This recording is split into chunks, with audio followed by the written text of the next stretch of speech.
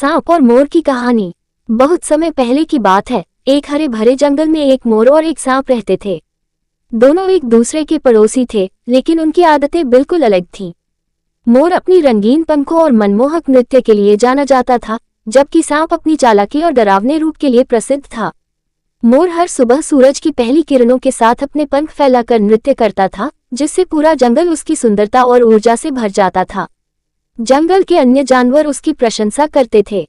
वहीं दूसरी ओर सांप छिपा रहता और मौके की तलाश में रहता कि वह किस तरह से अपने शिकार को पकड़ सके। एक दिन सांप को मोर से जलन होने लगी। उसने सोचा, मोर को हर कोई पसंद करता है, जबकि मुझसे सभी डरते हैं। मुझे भी कुछ ऐसा करना चाहिए जिससे मेरी भी प्रशंसा हो। सांप ने एक योजना बनाई। उसने मोर के पास जाकर कहा, तुम बहुत सुंदर हो मोर, लेकिन क्या तुम जानते हो कि मेरी फुर्ती और चालाकी भी किसी से कम नहीं है? क्यों न हम एक प्रतियोगिता करें? मोर ने मुस्कुराते हुए कहा, ठीक है सांप, प्रतियोगिता कैसी होगी? सांप ने कहा, हम दोनों एक पेड़ पर चढ़ने की दौड़ करेंगे। जो सबसे पहले ऊपर पहुंचेगा वही विजेता होगा।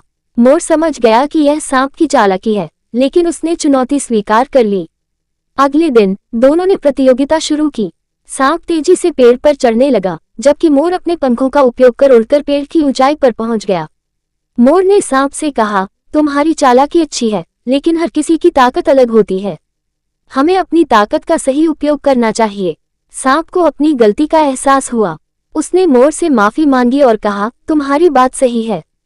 मैं अपनी कमजोरियों को स्वीकार करूंगा और अपनी अच्छाइयों को निखारने की कोशिश करूंगा।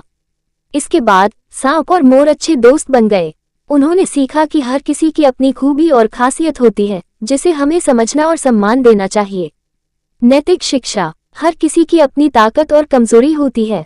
हमें दूसरों से ईर्ष्या करने के बजाय अपनी खूबियों को पहचानकर उन्हें निखारने की कोशिश करनी चाहिए।